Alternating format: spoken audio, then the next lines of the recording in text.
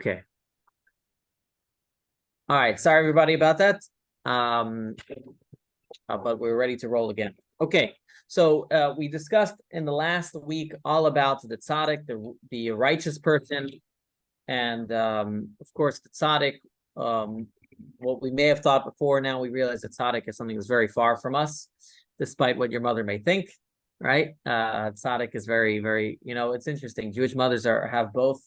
They love to give us guilt, and they all call us their little tzaddik. But anyways, a tzaddik, a righteous person, may seem very far from us. At the same time, so then what are we? If we're not righteous, what other options are there? So this week we're going to look at the opposite spectrum of a tzaddik, and that is a Rasha, a wicked person. Now we're going to discover that a wicked person is not very far from us. It's actually will most likely be what most of us are. Now that may dishearten you, but again, remember that the Tanya and the Tanya's understanding of labels is not as important as what label you are as to understand what's going on inside of you. So again, the labels that the Tanya uses are to help you understand what's going on inside of you. So when you call someone a tzaddik, that's a description of somebody who their evil inclination is completely subservient or turned over. We're going to discuss in this week a Rasha is someone who struggles. That's pretty much what it means. Someone who struggles and occasionally fails. I'll put it that way. So again, a tzaddik is someone who internally never has any desire for anything bad. A Rasha is someone who internally struggles, could be often, could be not often, and occasionally fails. And then we're going to discover in chapter 12, which is not this week, that a Beinoni, an intermediate person, means someone who struggles and always wins.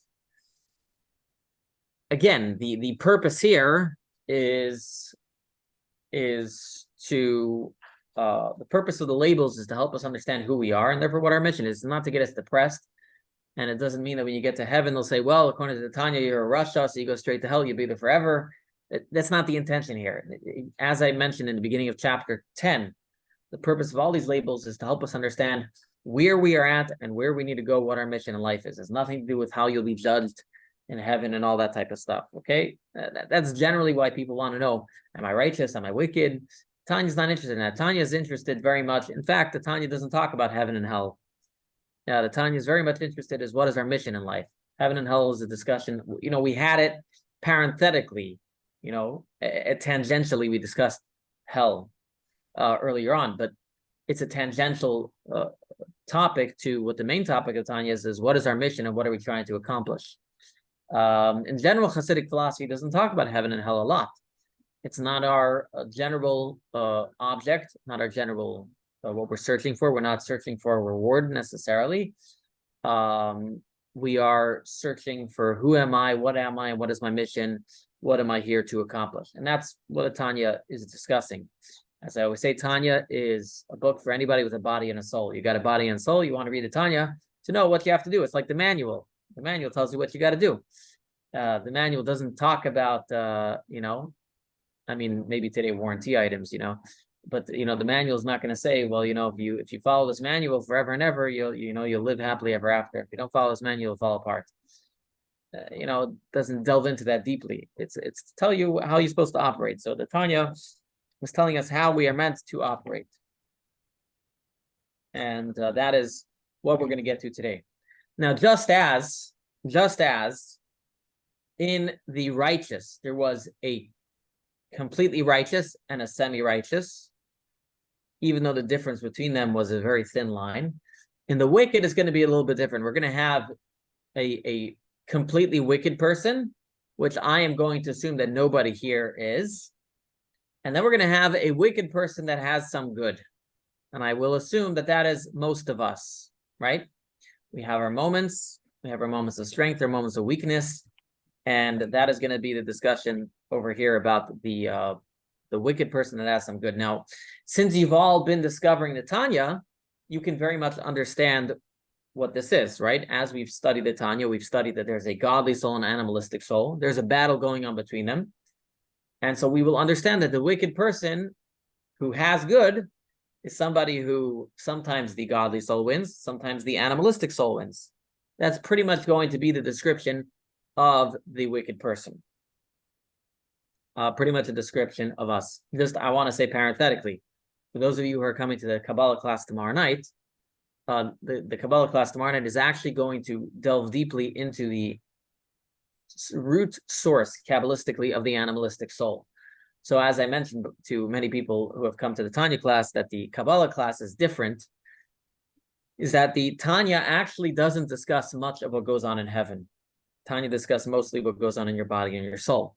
The Kabbalah course that we've been doing discusses a lot of what's going on in heaven, and it actually helps and gives a little bit of the background to what we're studying in Tanya. So that will actually be tomorrow night. We'll actually discover the background, the spiritual background in the heavenly realms of the animalistic soul. So it'll be a very interesting discussion, but that's not the topic of the Tanya. The Tanya, the focus is very much on, you got a body, you got a soul, how do they work, and what do you need to do with them? Okay. So I want to start off with a joke or a story that they say that will really help us depict and understand this Rasha, this wicked person that we're going to discover today. The joke goes, there was one time the town robber comes to the rabbi and says, "Rabbi, you know, I feel bad for everything that I've done. I want to amend my ways. And from now on, I'm a changed person. What can I do?" So the rabbi sits with him and he tells him, you got to do teshuvah, and you got to read the book of Psalms, and you got to do this, and you got to then. The rabbi gives him a whole bunch of things he should do. And he leaves, and as the robber leaves, the rabbi notices that his gold watch is missing. So he runs after the robber. He says, "Mr. Robber, did you take my gold watch?" He says, "Yeah, I took your gold watch." So the rabbi says, "What do you mean? You came to me to do teshuvah, to repent, and here you take my gold watch." He says, "Listen, Rabbi, teshuvah is teshuvah, and business is business, right? And this is two separate." And unfortunately, or fortunately, we have a lot of that within ourselves and people around us. You know, it's very obvious when we see it in people around us, but it exists in ourselves as well. You know, it's always easy to point fingers at other people. Many people are like that, where, you know, there's you know, they have kind of different lives, right? When they're involved in one thing, they're very religious and very righteous, and when they're involved in another thing, they are, we could say, animalistic, right? Or as the Talmud puts it, that a wicked person, that a ganav, a robber, will stand at his hole, as he's dug a tunnel to steal from someone. He'll stand at his hole and pray to God for success. So, yeah, can you imagine? You have a ganav, you have a robber waiting to steal, and that's it. And he's praying to God that he should be successful in his robbery. It's an interesting thing, right? It's an interesting thing. So what does that mean? Does that mean, let's go back to the story of the first robber. Does that mean that the robber that came to do teshuvah, was he lying? Did he not really feel remorse? Or in the case of the robber standing at the tunnel, is he not really praying to God to be successful? He is praying to God to be successful. Or I'll give another more modern day example, something that you and I can connect with, because I always say it's easy to point fingers at other people. I know many people who don't necessarily keep. All right, you have some people who keep kosher in their home, but not outside of their home. So does that mean the kosher they're keeping in their home is not real? They don't really mean it? You could say, what hypocrisy? If you keep kosher, what's the difference inside your home, outside your home? Or another example, many people don't keep kosher all year, but on Pesach, they'll make sure to have no bread in the house, right? They'll eat non-kosher meat, but they'll make sure not to have any bread. They won't eat with any bread. So what's going on? It's both the mitzvahs about food. Is there keeping of is there Passover staying away from bread? Is that false? Or is there some real meaning to it? How do we understand this hypocrisy? Or I know some people that keep Shabbat very well, but sometimes the Yom Tovs, when they get very long, or there gets too many of them in the month of October, they don't keep all of them. So how do we understand that, right? Are they hypocrites? Is their keeping of Shabbat, can we completely say, can we say that their keeping of Shabbat is not worth anything? Can we say it's false? It's fake. The reality is, though, since you've come to this Tanya class, I think you all know the answer. But as we study this Tanya class, you'll understand it even deeper. And the answer is like this. We've understood that we have a godly soul and an animalistic soul. And the godly soul and the animalistic soul are fighting for control over the same body. So remember, you have one body, and only one entity can control your hand, can control your mouth, can control your ears at any given time. And this battle, just like in any battle, there are levels of control. So just let's take a battle, right? Battles can go back and forth. So we can understand that sometimes I'm feeling more spiritual, sometimes less spiritual, right? Some days I want to go to synagogue and pray, some don't. We can understand that there's a battle going on, and sometimes one side is winning more than the other. Similarly, I see someone's calling me. Hopefully that's not anybody from the class. Anybody from the class calling me? No? All right, you still hear me, right? Okay, good. So sometimes, the battle goes either way. So that explains why some days we get up, we want to go to shul, some days we don't. Some days we want to learn, some days we don't. We also have,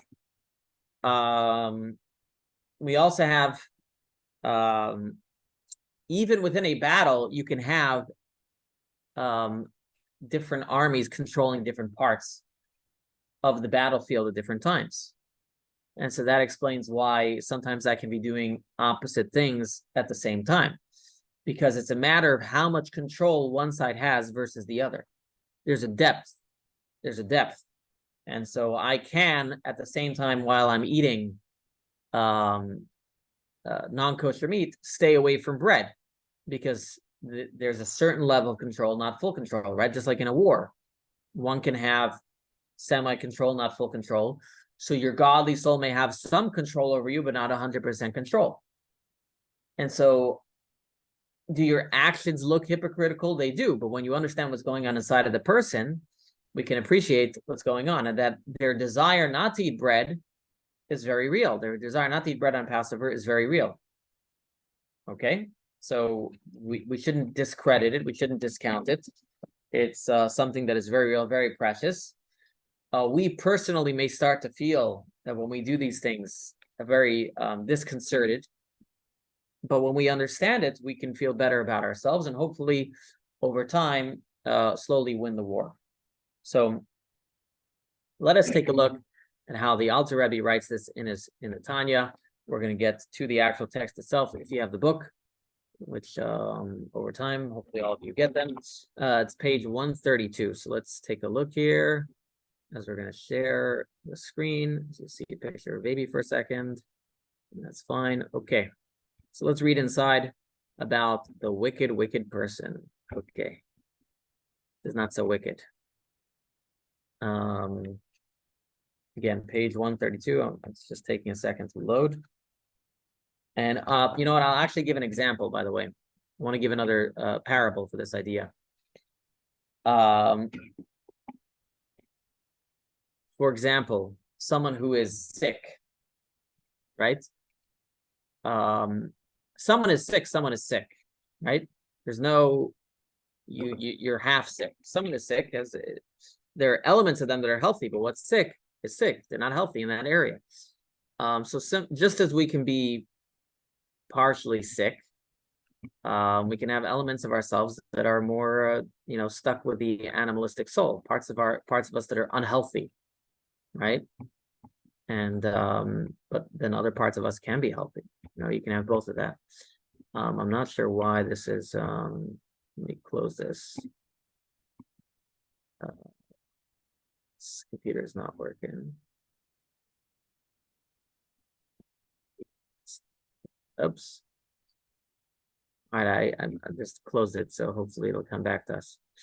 So we're going to read within the Tanya about this the wicked person and what that means.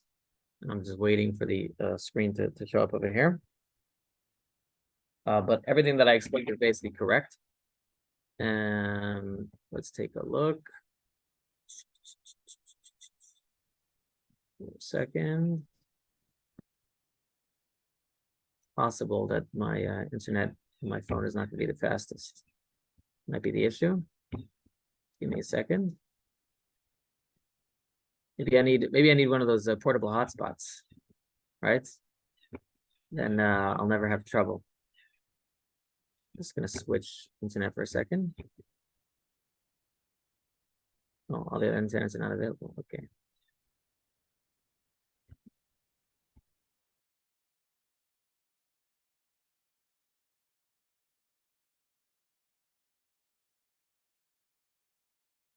With the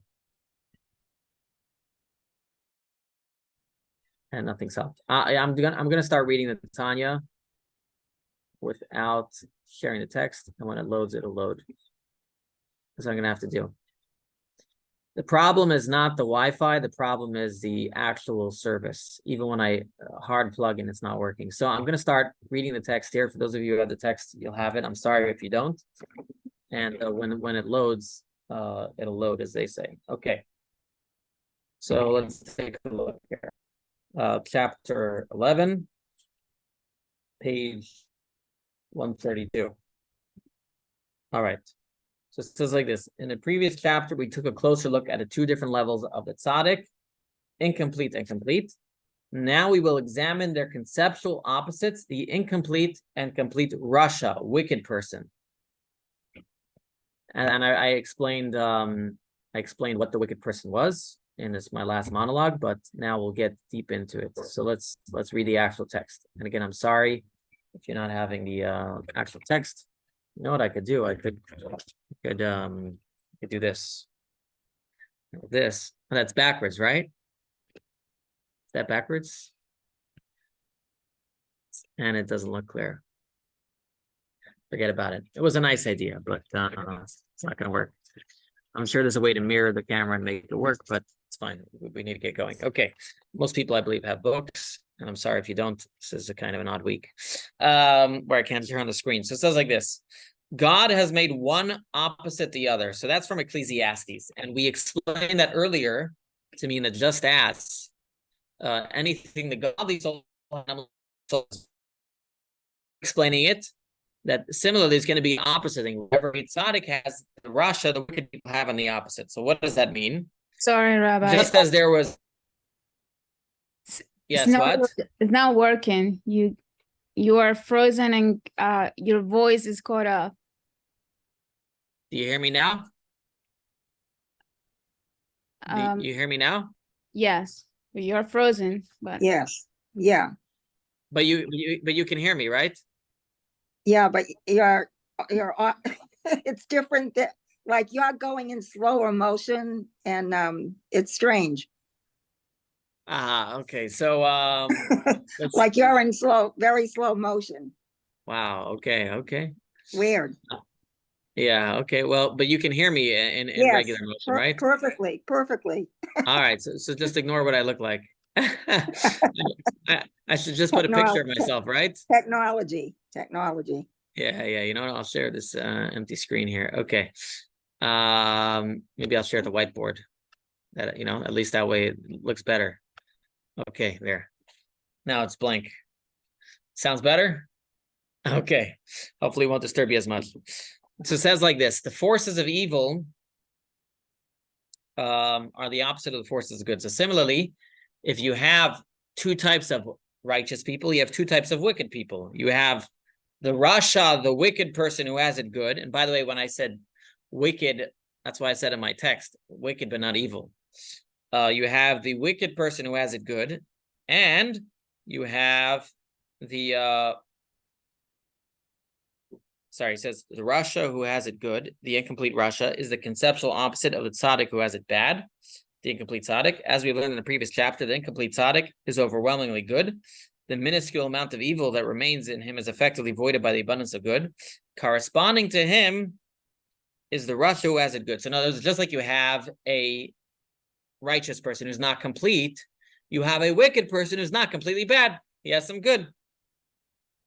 So now he explains, what does it mean that you have somebody who's wicked, but not completely wicked? So he explains, this means that in the incomplete Rasha, the incomplete wicked person, the good in his divine soul, found both in his brain and right chamber of his heart, is at least to some extent suppressed and voided by the evil in his left chamber of his heart, which comes from the klipa. So he's saying that your wicked side, which is in the left chamber of your heart, is controlling to some extent your godly soul, which is in your brain and the right part of your heart. Now he says like this. This is an important line. This status too of the incomplete wicked person is subdivided into many tens of thousands of different levels, depending on the extent to which the good is suppressed and voided by the evil, quantitatively and qualitatively, God forbid. So this is an important line. So he's saying that the wicked person, there are many levels. Just as by the righteous person, we said there were many levels, right? How righteous, how much he got rid of his evil. With the good person, how suppressed your good side is depends. There are many, many different levels. And this can explain, by the way, why someone who may look really, really bad and another person who may look really, really good are both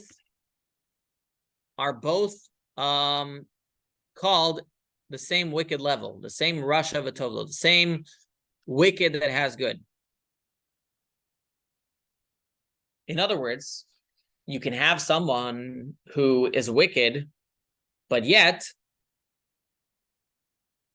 every once in a while does a mitzvah, right? In other words, they're mostly controlled by their evil side, but once in a great while they do a mitzvah. So what does that mean? That their evil side is not completely in control.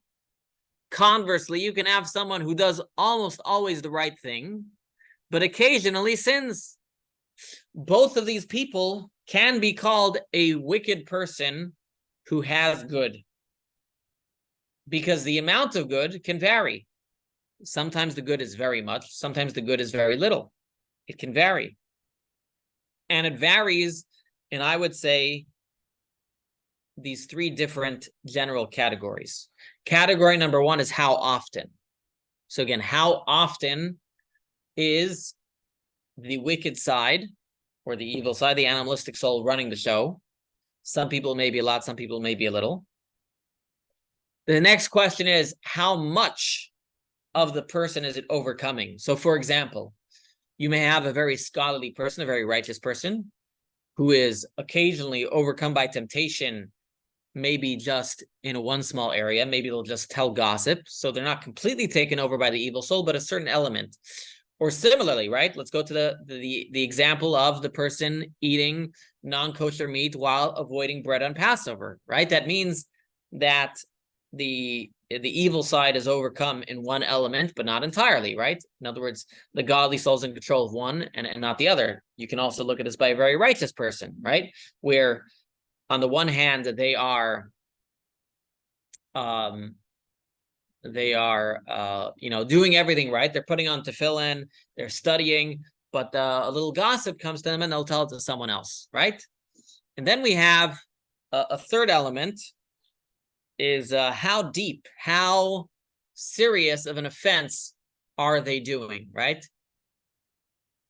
So, some people might occasionally decide to sin. And even on those occasions when they sin, how deeply are they sinning? In other words, how serious, how egregious is that? And this makes a difference as well. If you think about it, think of a very religious person who one day commits adultery. That's a very big problem, very deep problem, right? Or one day commits murder.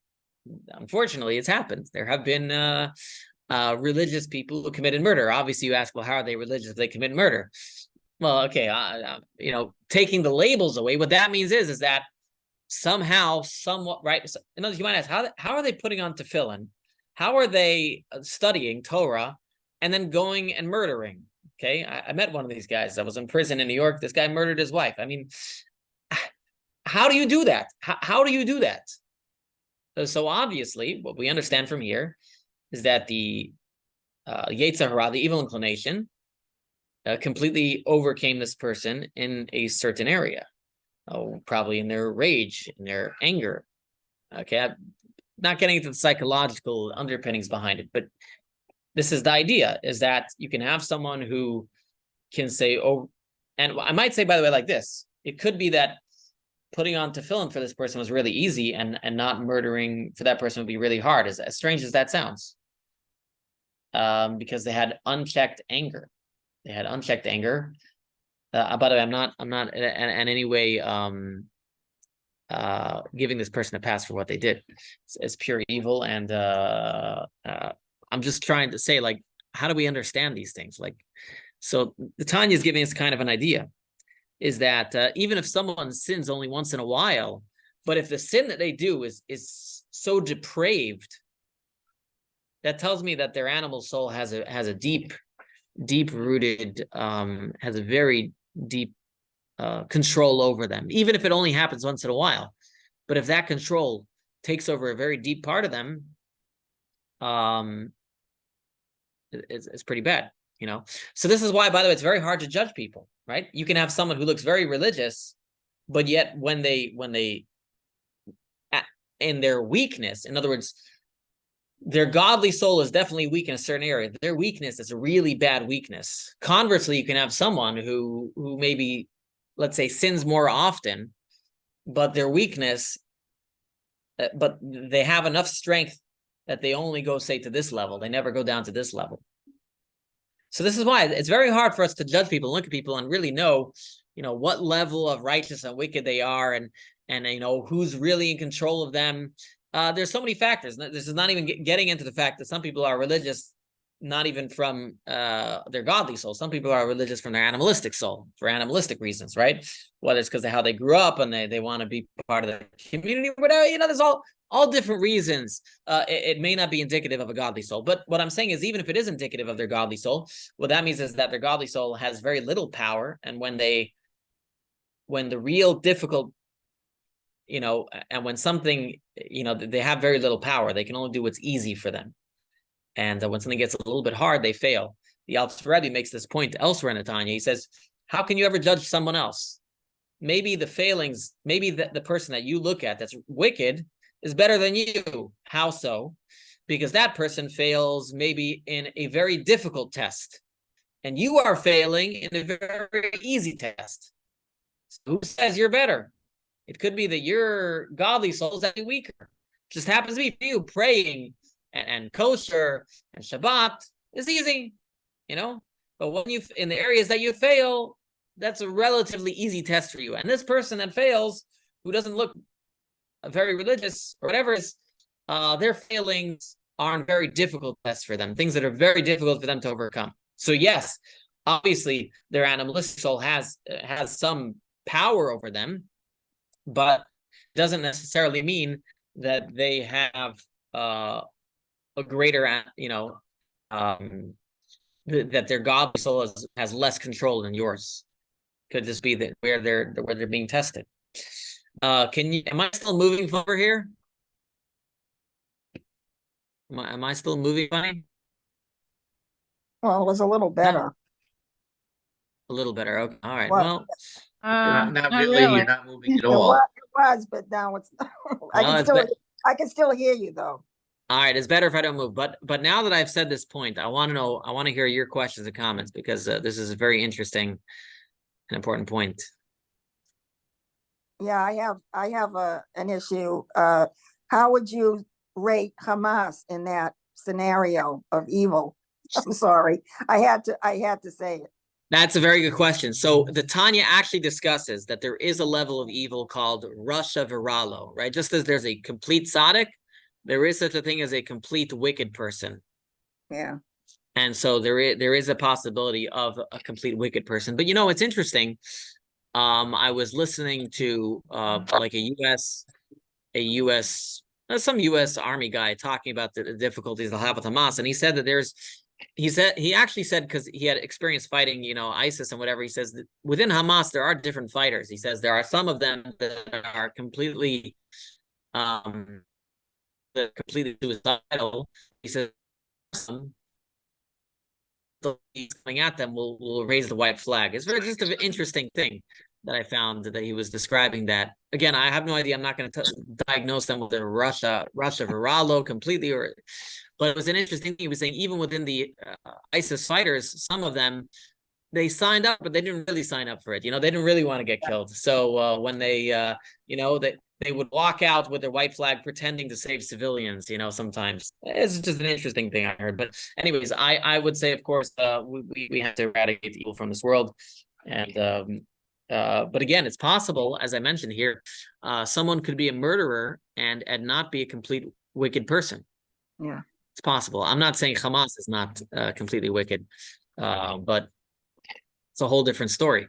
But it's possible, unfortunately, someone can be a murderer and not completely wicked. It's possible, right? Yeah. They may do other mitzvahs and maybe really mean it. And they attribute it to their God, which I don't know what kind of God. Well, allows yeah. that. Again, talking about them, no, that's another story. That's But yeah, a we will whole learn other that there are completely wicked people. There is such a Yeah. thing. Well, thank you for that explanation. Yeah, no problem. Anybody else has any comments on what we discussed? Because I think it's very pertinent to our lives and the struggles that we have. Yeah, I agree, Rabbi. I feel that way about the things you talk about, that there are good things that come out and there are bad things that happen, and you try to continue to improve the number of good things you do, as you continue on your journey. But I can see some of those things you talked about, how a good person could have some what I'll call failings, but they're still they would be considered Rasha, but they're trying to do the right thing and they're trying to do good. Right. And the most important thing is to understand that when we fail, that's not indicative of me being a bad person or a good person. It's neither, really. It just means that at this moment, my animalistic soul overcame my godly soul, right? Think about it. Imagine if the guy who always does good and fails once in a while would think when he fails, oh, that's who I am. I'm Mr. Failure, right? What we're learning here is that you don't define yourself by your good or your bad. You can't define yourself by either, really. You're not defined. You have two souls. And so every moment you have a choice which soul you're going to pick. So just because a minute ago you allowed your animalistic soul, your evil inclination to overcome, that's not a definition of who you are. Tanya is giving labels here. As I said, the labels are not that important. In fact, the Tanya doesn't really discuss the labels much later in the Tanya. After a couple chapters, we'll stop talking about labels because it's not important. The labels were only to help us understand the thesis and understand the description of what's going on inside of us. And so understanding that we're a Rasha is just saying that we have a battle inside of us. That's all it's telling us. It's not telling you you're bad or you're good. It's telling you this is the reality of what's going on inside of you. Then we'll figure out what to do about it. But right now we have to understand what's going on inside of us. And we'll eventually get to what we have to do. Any other questions or comments? Because again, I mentioned a lot of things over here. I think very important. Hopefully meaningful in your life. Nobody else? I see some comments about mesh networks, but okay. All right, so we're going to continue here. Unfortunately, I'm going to continue the text and I still cannot share it. And this is just how we're going to do it. I'm going to try this actually. So I just flipped the camera, by the way. So when I do this, now you can read it if the video stays. But anyways, so he says like this.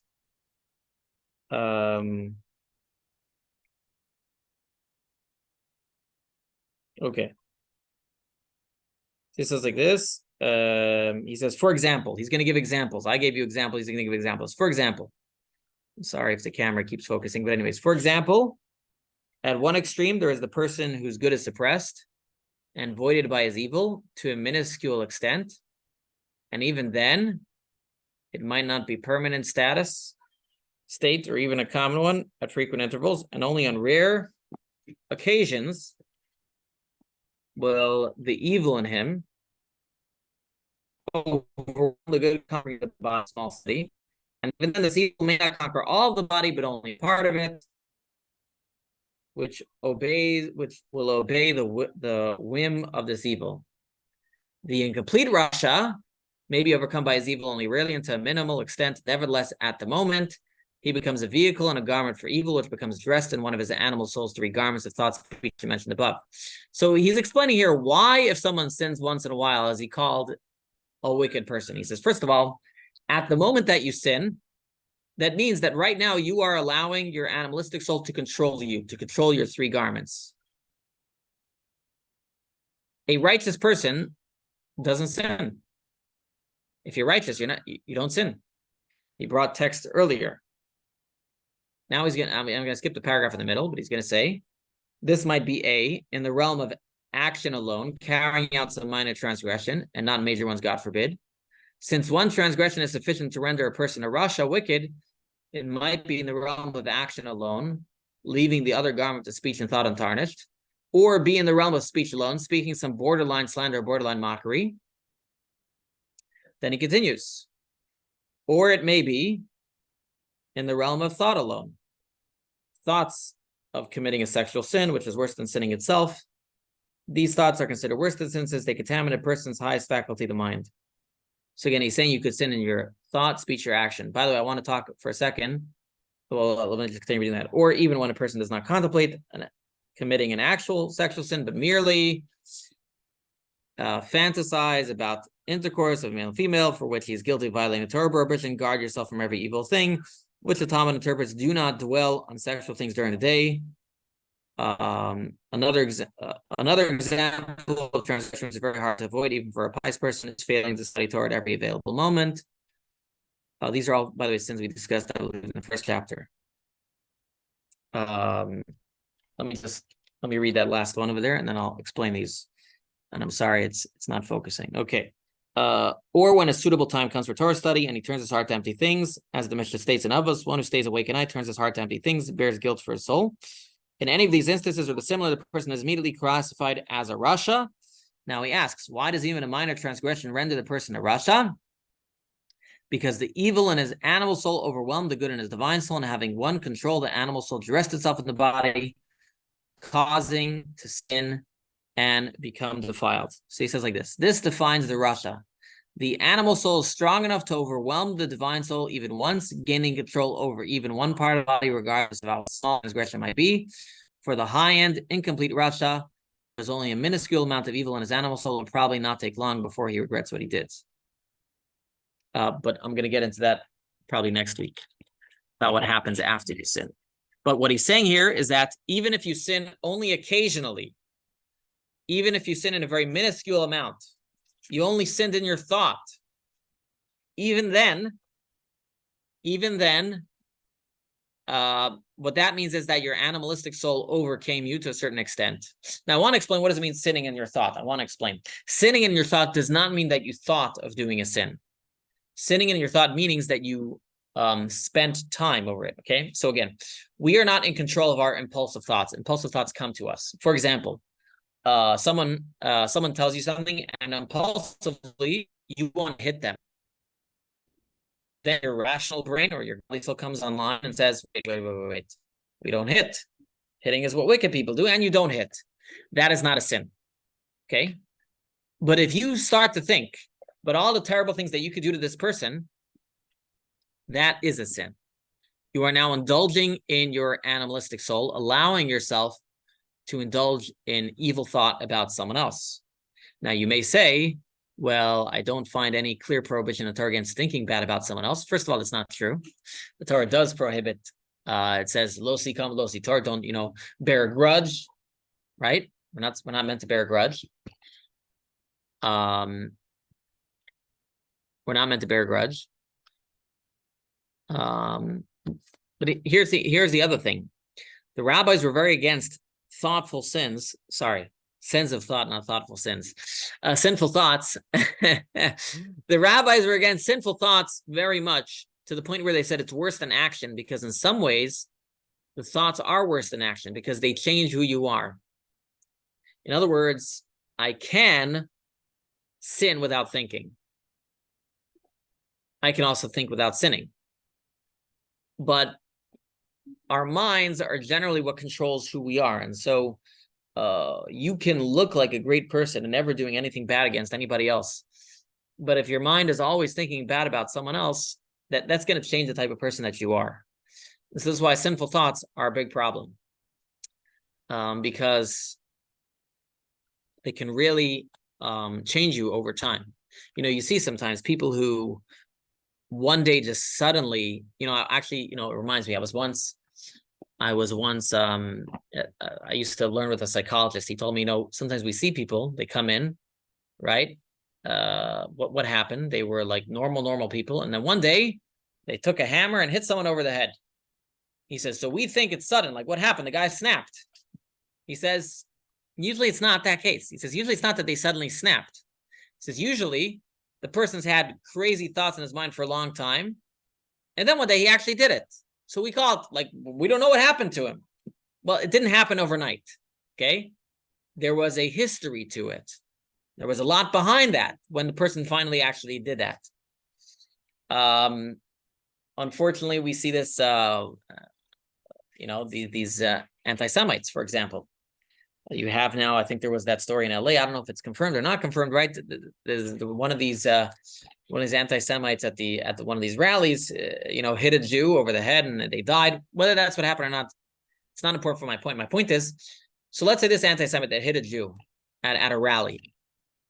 It's very possible this person never hit anybody else before, right? It's very possible this anti-Semite never touched another Jew before.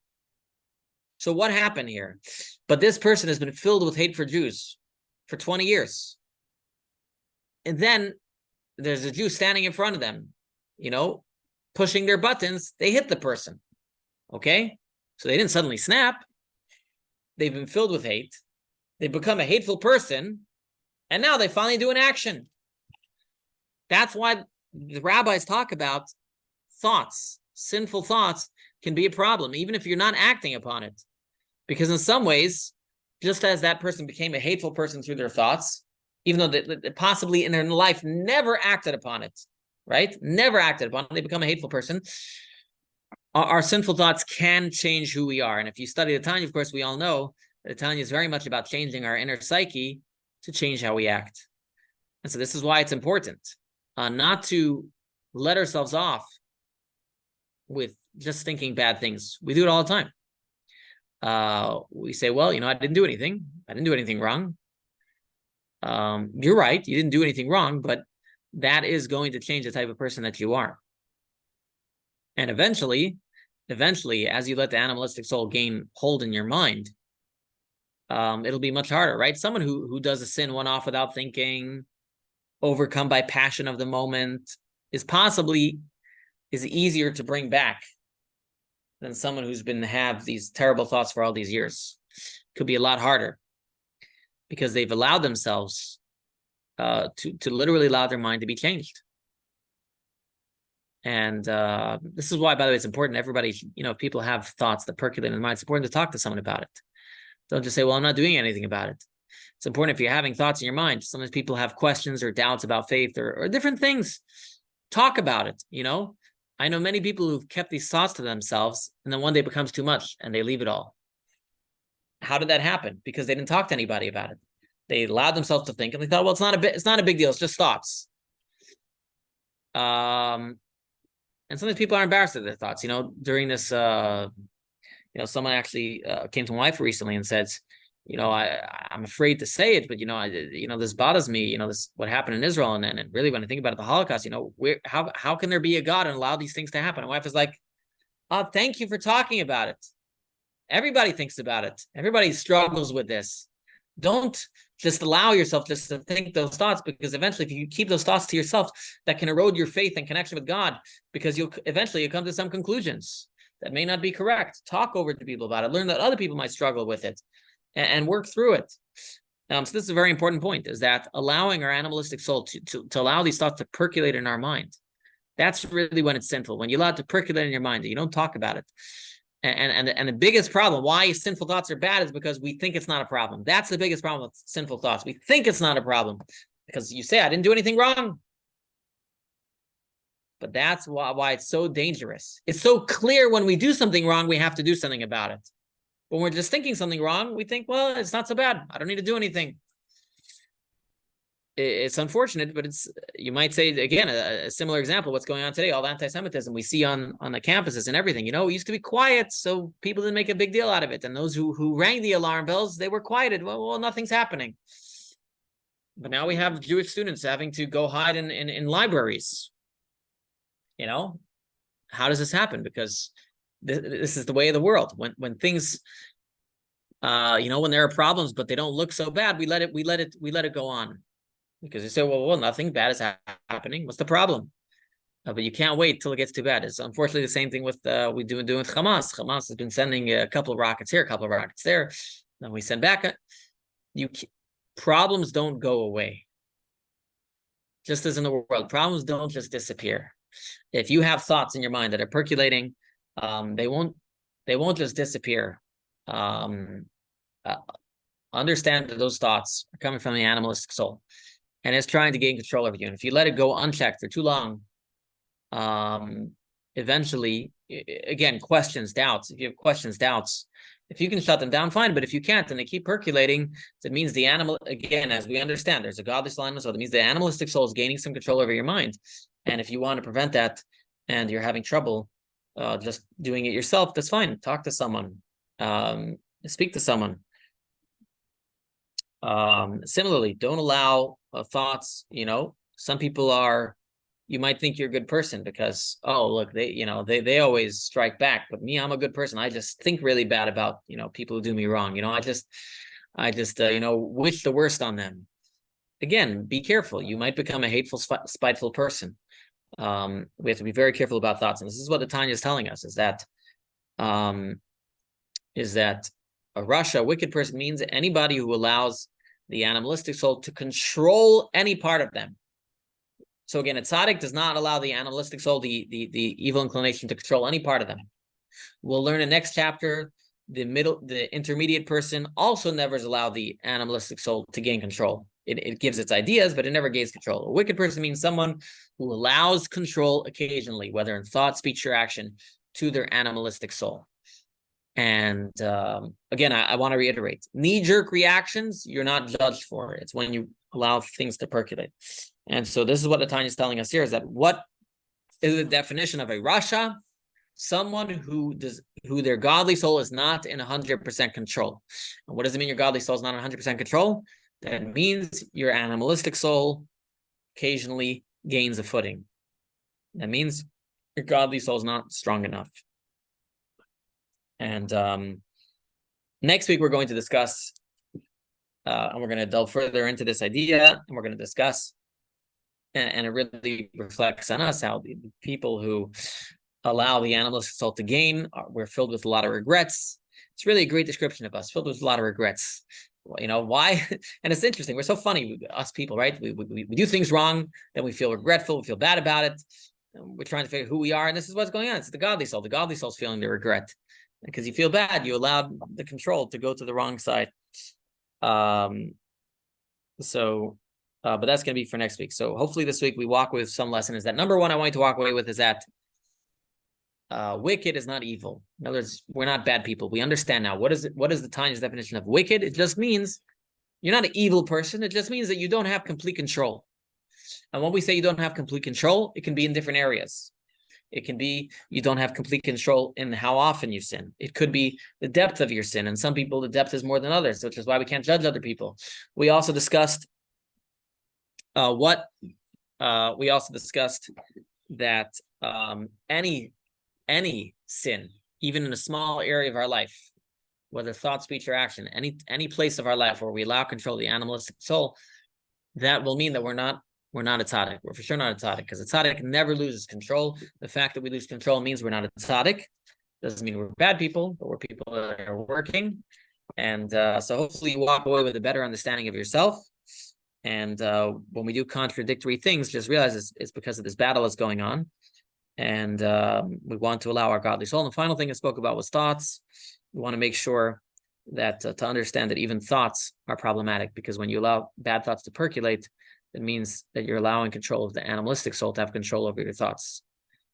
And that is my spiel for today. I'm going to end here. I would have done a little more text, but it's been a lot of fun with the text. So no more for this week.